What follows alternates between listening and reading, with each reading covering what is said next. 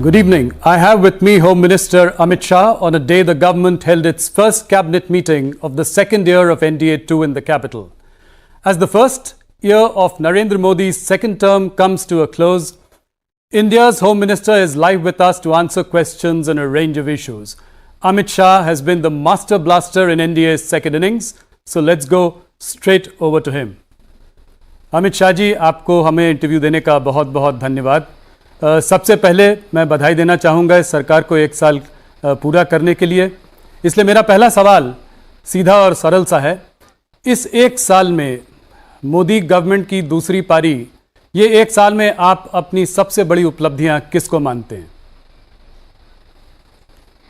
देखिए राहुल जी, 1 साल की उपलब्धियां बहुत सारी है, मगर मैं आपके माध्यम से देश की जनता को ये बताना चाहता हूं कि मोदी 1 और मोदी 2 को अलग करके नहीं देखा जा सकता। तो मैं पहले बहुत कम समय में 14 से 19 की उपलब्धियों को भी बताना चाहूंगा, क्योंकि जब तक ये मैं लोगों को ताजा नहीं कराऊंगा तब तक 19 से 20 की बात करनी बेईमानी होगी।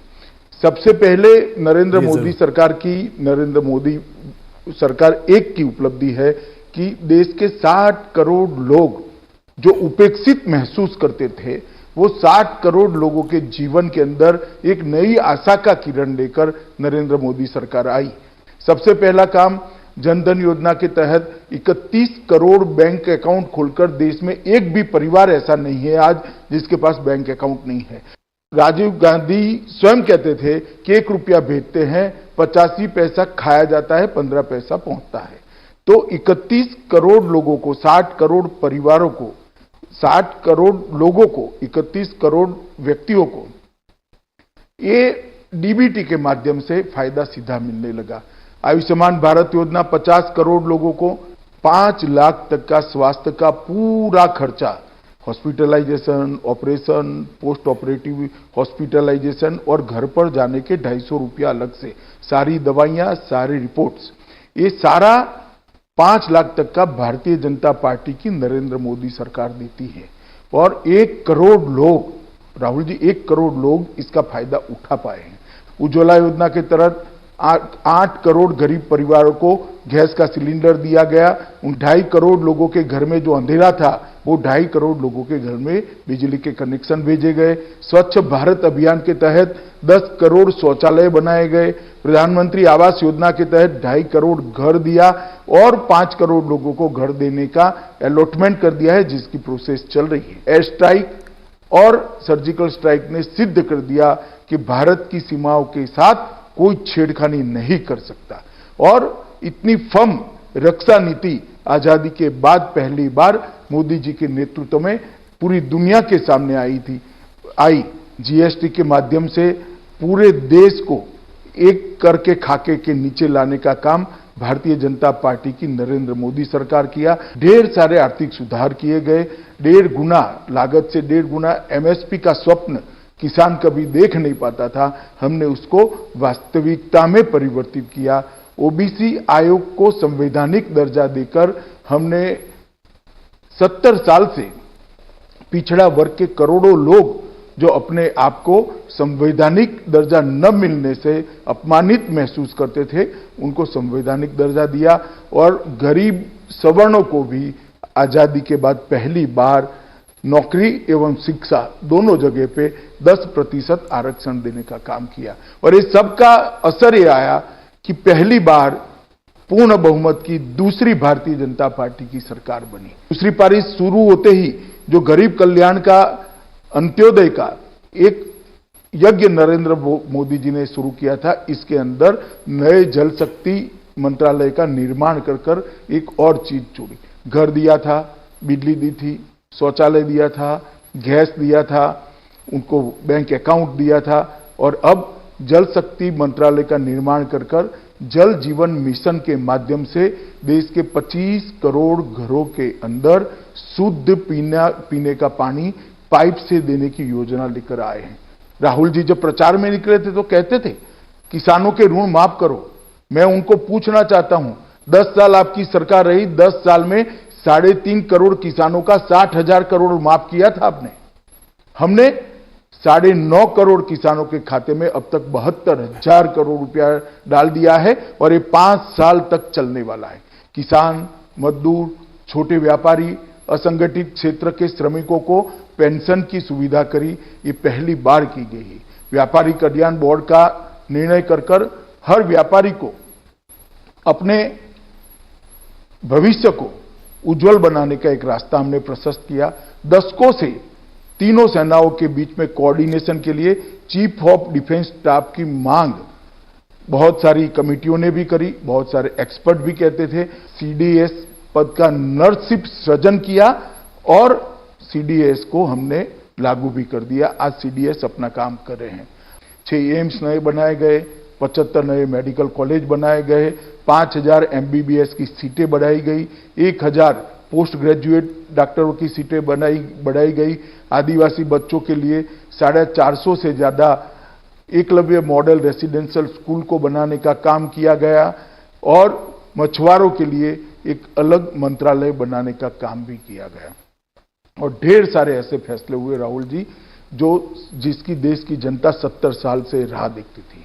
देश की जनता मानती थी, मांगती थी कि धारा 370 और 35 को निरस्त कर दिया जाए, क्योंकि जब तक धारा 370 और 35 है, कश्मीर का भारत के साथ जुड़ाव परमानेंट कभी हो नहीं सकता।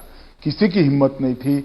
नरेंद्र मोदी जी ने 5 अगस्त को धारा 370 और 35 को निरस्त कर दिया और कश्मीर को हमेशा के लिए भारत का अभिन्न अंग बनाने का काम किया।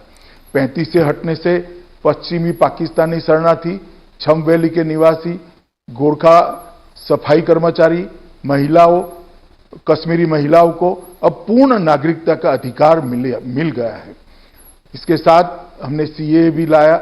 उत्पीड़ित हिंदुओं, सिखों, बौद्ध, जैन, क्रिश्चियन नागरिक जो हमारे सीमावर्ती राष्ट्रों से आते हैं, उत्पीड़न के मारे आते हैं, उनको नागरिकता 60 साल से देने का कोई प्रावधान नहीं था। आज हमने उनको सम्मान देने का निर्णय किया। श्री राम जन्मभूमि का ऐतिहासिक फैसला आने के बाद राम जन्मभूमि निर्माण के लिए ट्रस्ट की रचना की गई और उसका मार्ग प्रशस्त कर दिया गया। जो प्रश्न अंग्रेजों के समय से लटकता था, उसका भी निराकरण यही 1 साल में आया।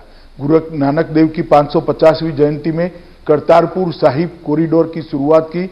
करोड़ों करोड़ों हिंदू और सिखों को करतारपुर साहिब में जाकर नानक देव जी की सेवा में मत्था टेकने के लिए एक व्यवस्था भारत सरकार ने बनाई। आर्म्स एक्ट के अंदर, एसपीजी एक्ट के अंदर सुधार हुआ और सीआरपीसी, आईपीसी की सुधार की प्रक्रिया भी शुरू करी। ढेर सारे काम 1 वर्ष के अंदर हुए हैं और सबसे बड़ी उपलब्धि 1 साल की, कोविड के सामने हम सफलतापूर्वक लड़ाई लड़े हैं और आज पूरी दुनिया कहती है कि नरेंद्र मोदी के नेतृत्व में भारत ने कोविड के खिलाफ एक सफल लड़ाई लड़ी है। अमित शाह जी, आपने बहुत विस्तार से बखूबी आपने अपने सरकार की उपलब्धियां गिनाई।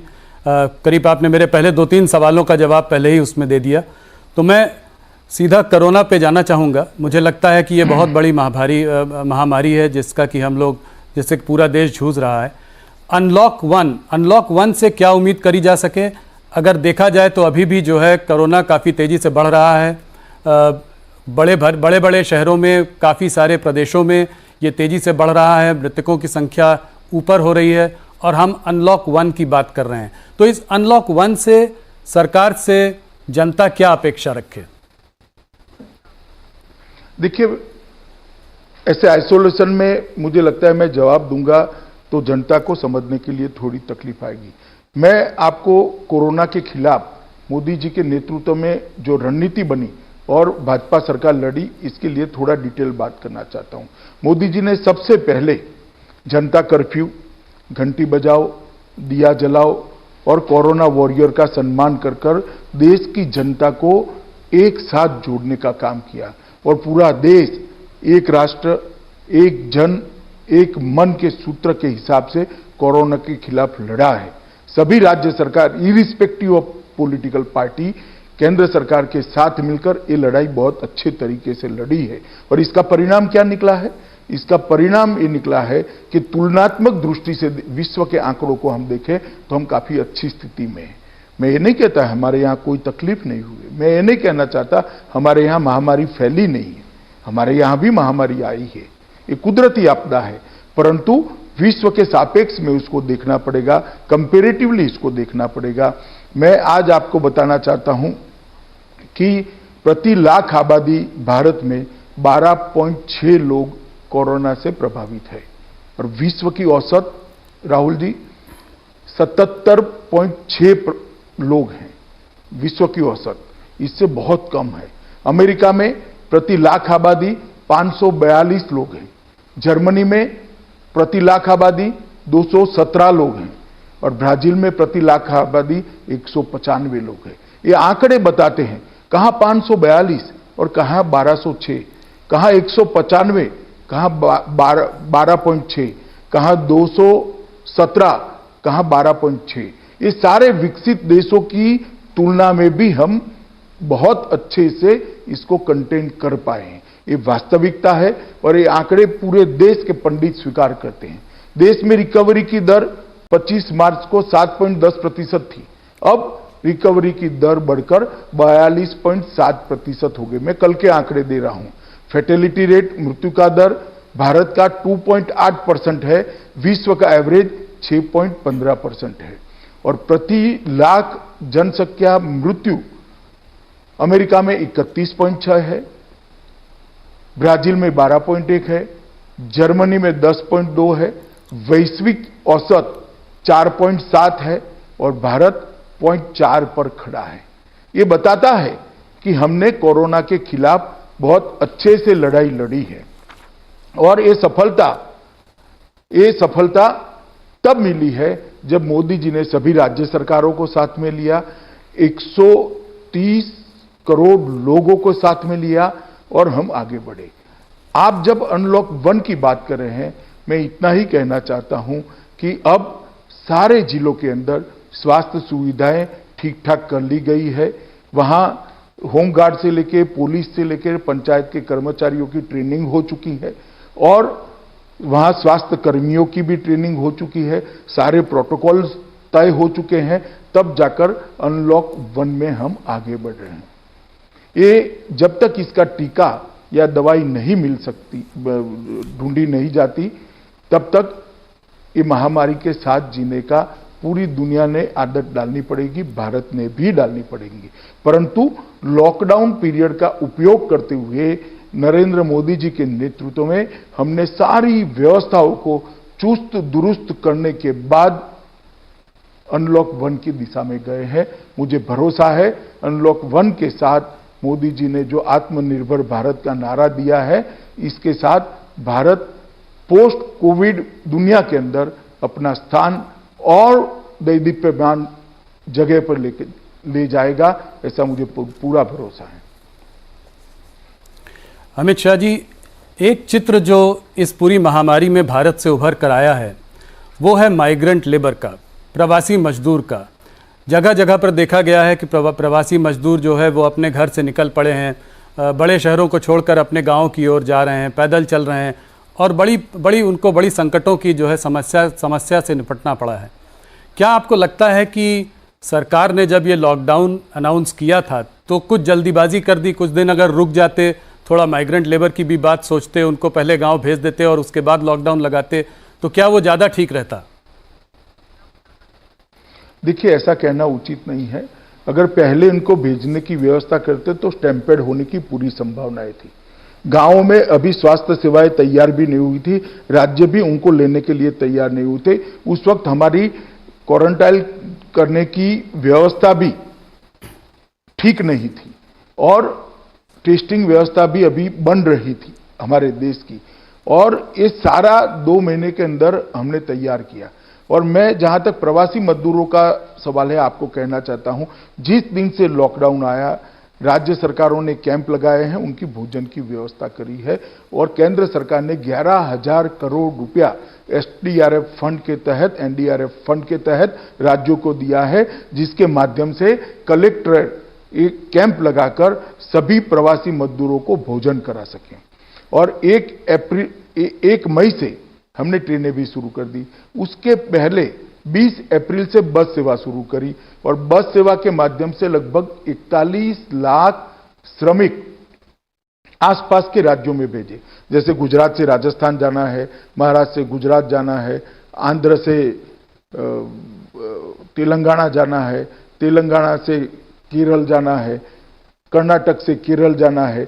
इस प्रकार के नजदीक के राज्यों के अंदर जो श्रमिक प्रवासी मजदूर जाना चाहते थे उनको बसों के माध्यम से लगभग 41 लाख लोगों को पहुंचाया गया और सारे के सारे श्रमिक 41 लाख श्रमिक सरकारी खर्चे से पहुंचे हैं।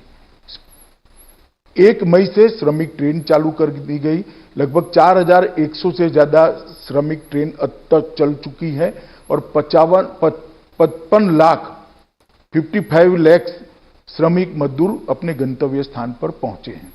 मैं स्वीकार करता हूं कई लोगों को तकलीफ पड़ी है, उनके लिए हमारी भी संवेदना है, देश के प्रधानमंत्री की भी संवेदना है, सभी राज्य के मुख्यमंत्री भी द्रवित, परंतु ऐसा नहीं है कि व्यवस्था नहीं हुई है। कुछ लोग धैर्य खो बैठे और रोड पर चलना शुरू कर दिए।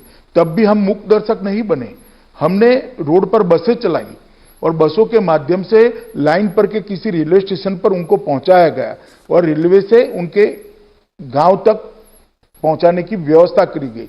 फिर भी कई लोग रोड पर गए हैं। मैं इतना ही कहना चाहता हूं कि जो लोग सरकारी व्यवस्था से ट्रेनों के माध्यम से गए, इनके किराए का भी मुद्दा उठाया जाता है।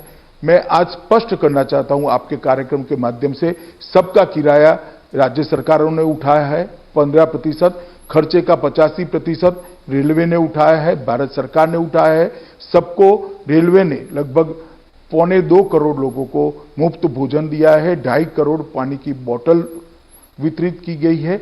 उनके गृह राज्य के अंदर पहुंचने के बाद उनको बसों में बिठाकर क्वारंटाइन सेंटर पर पहुंचाया गया और मुझे लगता है कि क्वारंटाइन करने के बाद उनको भी लगा कि नहीं ये व्यवस्था ठीक है।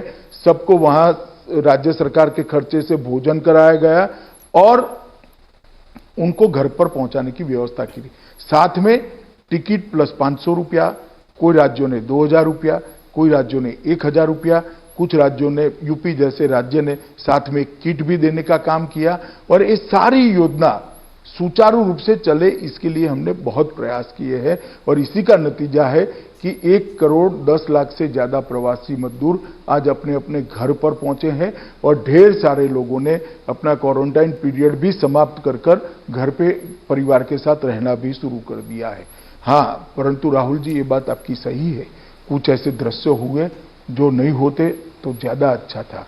कई राज्यों ने रिक्शाएं करी माइक वाली और उनकी बस्तियों में घुमाया कि कोई जल्दबाजी न करे, परंतु फिर भी कुछ लोग रोड पर निकल गए हैं और ऐसे दृश्य बने हैं।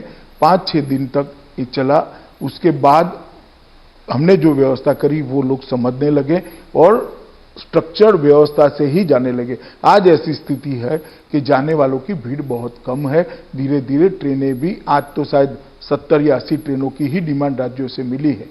आज भी केंद्र सरकार ट्रेन देने के लिए तैयार है, मगर अब ट्रेनों की डिमांड कम हुई। तो प्रवासी मजदूरों के लिए ढेर सारी चीजें हमने करी है, मगर कुछ लोग जिनको नुक्से ही निकालना है उनको तो क्या कह सकते हैं। राहुल, इतना ही कहना चाहता हूं। राहुल गांधी जी ने कुछ हो सकता, अमित शाह जी, राहुल गांधी जी ने कुछ बड़े इकोनॉमिस्ट से सलाह की है, बातचीत की है, रघुराम राजन जी से बातचीत की है, उन्होंने अभिजीत बैनर्जी से बात करके ये कहा कि ये पैसा जो है माइग्रेंट लेबर को सीधा देना चाहिए था। तो कोई स्पेशल पैकेज सरकार सोच रही है प्रवासी मजदूरों के लिए आने वाले समय में? मैं आपको बताता हूं, हमने देखिए राहुल जी एक उनकी योजना लेकर घूम रहे, 7,500 रुपया हर एक के बैंक अकाउंट में डाल दो। चुनाव में भी उन्होंने न्याय नाम से योजना घुमाई थी, मगर देश की जनता ने उसको रिजेक्ट कर दिया। वो जानते नहीं है कि योजना रिजेक्ट हो चुकी है और 1 साल हो गया, फिर भी कैसेट वहीं बज रही है। मैं आपको बताना चाहता हूं, कुल 41 करोड़ लोगों को 53,000 करोड़ रुपया भारतीय जनता पार्टी की नरेंद्र मोदी सरकार ने सीधा डीबीटी के माध्यम से इनके बैंक अकाउंट में पहुंचा है। जनधन योजना में जिनके अकाउंट है, ऐसे 20 करोड़ अकाउंट को 20,000 करोड़ रुपया पहुंचा है और 500 रुपया पहुंचने वाला है, तो और 10,000 करोड़ पहुंचेगा। वरिष्ठ नागरिक, विधवा बहनें और दिव्यांगजनों के लिए 3 करोड़ नागरिकों के लिए 2814 करोड़ गए हैं। 8.2 करोड़ किसानों को 16,394 करोड़ रुपया भेजा है। भवन निर्माण क्षेत्र में काम करने वाले श्रमिकों, कंस्ट्रक्शन में काम करने वाले श्रमिकों को 4,000 करोड़ रुपया सीधा उनके बैंक अकाउंट में गया है। और उज्ज्वला योजना के तहत 7.5 करोड़ मुफ्त सिलेंडर लाभार्थियों को पहुंचाया है। आप सिलेंडर की कॉस्ट गिन लीजिए तो 1,600 रुपया हर एक के वहां गया है और एक सिलेंडर अभी जाने वाला है। और 36 प्रदेशों में 98 लाख मैट्रिक टन गेहूं और चावल हमने बांटने का काम किया है फ्री ऑफ कॉस्ट। और अरहर दाल लगभग 4.5 लाख मैट्रिक टन अरहर दाल सभी राज्यों में भेजी है और लगभग 2 लाख मैट्रिक टन से ज्यादा वितरण भी हो चुका है। ये कैश, ये नकद सहाय नहीं है तो क्या है? ये नकद सहाय ही है। मगर राहुल जी, कुछ लोग वक्र दृष्टा होते हैं, जिनकी दृष्टि ही वक्र है तो चीज कभी सीधी नहीं दिखाई पड़ेगी उनको। और वक्र दृष्टा लोगों को देश की जनता बहुत अच्छे तरीके से जानती है, ना गंभीरता से उनको लेती है, ना उनके कहे में आती है। पर अमित शाह जी, एक बात आपको माननी पड़ेगी, इस महामारी के कारण मैं जरा प्रवासी मजदूर से आगे बढ़ता हूँ। इसके कारण जो अर्थव्यवस्था में जो एक झटका लगा है, जो एक सेटबैक आया है, उससे लाखों लोगों की नौकरियां गई हैं, लोगों की सैलरी कट हुए हैं। तो ये अगर आप लोग जब सरकार में आए थे 6 साल पहले, तो आप लोग हम लोग का जीडीपी 8% प्रतिशत से ग्रो कर रहा था। आज जो है, आप किसी का भी आंकड़े ले लें, नोम्यूरा के ले लीजिए, गोल्डमैन सैक्स के ले लीजिए, अपने स्टेट बैंक ऑफ इंडिया का भी ले लें, तो सब कह रहे हैं कि -5% जीडीपी जो है साल भर में देखने को मिलेगा। तो ये इसको हम कैसे संभालेंगे? जो महामारी का जो इकोनॉमी पर इतना बड़ा झटका है, इसको हम कैसे संभालेंगे? देखिए राहुल जी, मैं आपको एक अलग दृष्टि से एक सवाल पूछना चाहता हूं। दुनिया में आप ऐसा कोई देश निकाल सकते हैं जिसके अर्थतंत्र पर असर नहीं पड़ेगी? ये वैश्विक महामारी है, दुनिया भर के अर्थतंत्र पर असर पड़ने वाली है, भारत के अर्थतंत्र पर भी असर पड़ेगी। तो क्या करें हम? रोना रोए इसका या इसके खिलाफ लड़े? मोदी जी ने इसके खिलाफ लड़ने का फैसला किया है और हिम्मत के साथ देश की जनता का आह्वान किया है कि अर्थतंत्र को भी हम गति देंगे। ढेर सारे रिफॉर्म्स किए गए हैं, 20 लाख करोड़ रुपए का पैकेज दिया गया है और मुझे भरोसा है देश की युवा शक्ति, श्रम शक्ति, संकल्प शक्ति और मोदी जी के नेतृत्व की ताकत पर कि ये देश आत्मविश्वास से भरपूर जगमग होकर आत्मनिर्भर बनकर ये चतुसूत्री आत्मनिर्भरता को हम वास्तविकता में बदल कर रहेंगे। और आप देखिएगा कि पोस्ट कोविड दुनिया के अंदर भारत का स्थान प्री कोविड दुनिया में जो था इससे और अच्छा बनेगा, इसका मुझे तो कम से कम भरोसा है। जो नेगेटिव सोचने वाले लोग हैं, जो लोग वक्रदृष्टा है, उनके लिए रोना रोना एक विषय हो सकता है, मगर मोदी जी इस आपदा को भी अवसर में बदलने के लिए कृत संकल्प है और मुझे भरोसा है मेरे नेता पर, उनके नेतृत्व में, उनको बताए हुए रास्ते पर ये देश आगे बढ़ेगा। अमित शाह जी, थोड़ा सा आत्मनिर्भर भारत पर जो प्रधानमंत्री ने जो बात की है उस पर जरा आपसे थोड़ा जानना चाहूँगा। जो बात हो रही है वोकल फॉर लोकल, तो इसको आप कैसे समझाएंगे हमारे दर्शकों को? लोगों का ये भी मानना है कि कहीं ऐसा तो नहीं कि हम लोग आइसोलेशनिस्ट होते जा रहे हैं, इंडिया वर्ल्ड से डीकपल हो जाएगा, क्योंकि हम लोग बात कर रहे हैं कि जो इंडिया में बने सामान उसी को आप कंज्यूम करें, उसी को लें। और कहीं जो हमने 1991 में एक लिबरलाइजेशन की पॉलिसी चालू की थी जिससे इंडिया को हम देश के संग जोड़ना चाह रहे थे, ग्लोबलाइजेशन की एक बात थी, कहीं इससे हम पीछे तो नहीं जा रहे हैं? इसको आप कैसे समझाएंगे? देखिए, जरा भी पीछे नहीं जाएंगे। 130 करोड़ की आबादी हमारी शक्ति है, क्या हमारे अर्थतंत्र को मजबूत करने के लिए इसका उपयोग नहीं करना चाहिए? मैं तो अपील करना चाहता हूं हर भारतीय को कि एक निश्चय कर लीजिए कि हर भारतीय भारत में बनी हुई चीजों का ही उपयोग करेगा। कहीं पर भी इससे भारत में निवेश कम होने की संभावना नहीं है, निवेश बढ़ेगा। और ये हमारा अधिकार है भी। 130 करोड़ की जनता अगर तय करती है कि आज से हम विदेशी चीजों का उपयोग नहीं करेंगे, तो मैं मानता हूं कि भारत की इकोनॉमी को एक बहुत बड़ा जंप मिलने वाला है और भारत के अंदर उत्पादन का सबसे बड़ा हब दुनिया में भारत बनेगा। और मुझे भरोसा है कि इससे हमारी इकोनॉमी कभी भी वीक नहीं हो सकती, ना हम आइसोलेशन में आ सकते हैं, क्योंकि पूरी दुनिया को भारत के 130 करोड़ के मार्केट की जरूरत है। हम अपने 130 करोड़ जनता के मार्केट की जो क्षमता है, इसकी ताकत है, इसको एक बार पहचान लेते हैं और भारत को अगर मैन्युफैक्चरिंग का हब बनाते हैं, तो मुझे भरोसा है कि हमारे अर्थतंत्र को एक नई गति मिलेगी। देखिए, निराशा से जीने वाले लोगों के लिए कभी रास्ते नहीं मिलते हैं। आशा से, मेहनत से और रणनीति बनाकर जो लोग अपना रास्ता प्रशस्त करते हैं, ईश्वर भी उनके साथ रहता है, दुनिया भी उनके साथ रहती है। अमित जी, हमारे वहाँ अगर देखा जाए हमारे देश में, तो तमाम चीज़ें हैं जो made in China, made in Taiwan, made in Sri Lanka से आती है। कपड़े हों, खिलौने हों, तमाम चीज़ें, इलेक्ट्रॉनिक गुड्स हैं, उनके पार्ट्स भी चाइना से आते हैं। तो कहीं ये हमारा निशाना चाइना पर तो नहीं है? देखिए, हम कह रहे हैं कि भारत में बनी हुई चीजों का उपयोग करें, और मुझे लगता है हमारा अधिकार है। कम से कम राहुल इतना कह दे कि मैं करूंगा, तो एक व्यक्ति तो जुड़ जाएगा आंदोलन से। ढेर सारे लोग जुड़े हैं, आप जुड़ जाइए आज से, ऐसा मैं आपको अपील करना चाहता हूं। ये जो हमारा पैकेज है, ये पैकेज के अंदर 1,70,000 करोड़ का त्वरित लाभ भी दिया है। उनको एक कोविड महामारी के कारण जो नुकसान हुआ है, हमारे छोटे उद्यमी हैं, ट्रेडर्स हैं, किसान हैं, श्रमिक मजदूर है, इनको बैठा करने के लिए भी व्यवस्था है। इनके वर्किंग कैपिटल की व्यवस्था की है, जिसकी गारंटी भारत सरकार ने ली है। आज पहली बार एमएसएमई के वर्किंग कैपिटल की गारंटी भारत सरकार ने ली है और डिस्कॉम के लिए 90,000 करोड़ रुपए का एक पैकेज दिया है, एमएसएमई के लिए 3 लाख करोड़ का पैकेज दिया है। और तीसरा जो रिफॉर्म्स करे हैं, ये रिफॉर्म्स से हम लॉन्ग टर्म हमारे भारत को मैन्युफैक्चरिंग हब बनाने की एक नींव डालने का काम करेंगे। मैं मानता हूं कि मोदी जी की इस रणनीति को, जिन्होंने 6 दशकों तक अपने परिवार के लिए ही सोचा है और सत्ता का सुख ही सिर्फ भोगा है, वो परिवार ये रणनीति को नहीं समझ सकता, क्योंकि इनके पास बहुत मौके देश की जनता ने दिए। देश वहां का वहां रहेगा, परिवार मजबूत होता गया। अब समय आया है, नेतृत्व ऐसा आया है जो देश को मजबूत करना चाहता है और देश की जनता इसके साथ है। अमित शाह जी, मैं जरा चाइना की ओर मुड़ता हूँ। चाइना से जो हम लोगों को जो मैसेज आ रहा है वो थोड़ा गंभीर दिखाई देता है। चाइना ने अभी जो हाल में हांगकांग के संग और ताइवान के संग भी करने की कोशिश की है, उससे उनका इंटेंट साफ नज़र आता है। भारत में आप इस प्रॉब्लम को कितनी गंभीरता से देखते हैं? क्या चाइना सच में एक घुसपैठी की तरह अंदर घुस आया है?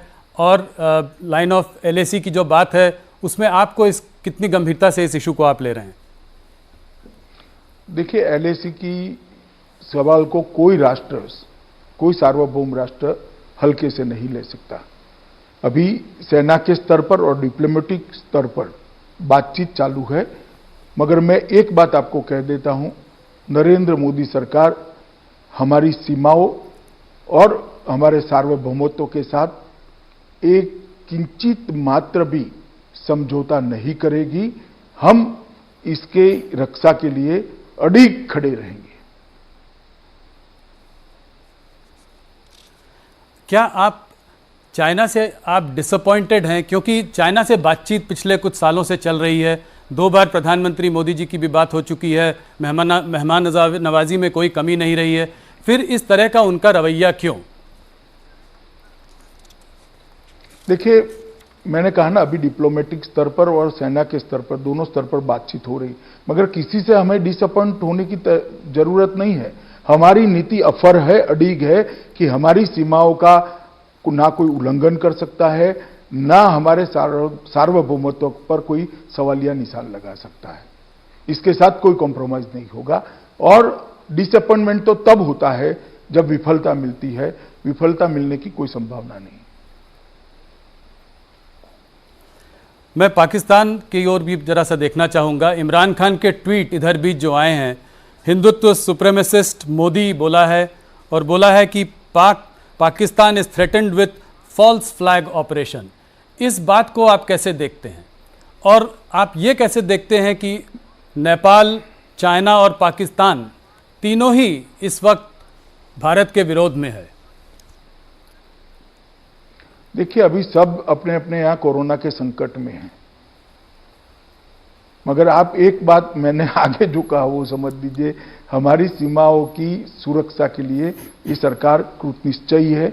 और जहां तक फॉल्स फ्लैग ऑपरेशन का सवाल है, हमने कभी किसी की सीमाओं का उल्लंघन नहीं किया है, मगर किसी ने हमारी सीमाओं का सम्मान नहीं किया, हमारी सेनाओं का सम्मान नहीं किया, तो उसको सबक सिखाने से भी हम पीछे नहीं हटे हैं, चाहे सर्जिकल स्ट्राइक हो या एयर स्ट्राइक हो। ये हमारा रिकॉर्ड दुनिया के सामने अब प्रस्थापित हो चुका है और हमारी रक्षा नीति भी अब व्याख्यायित हो चुकी है।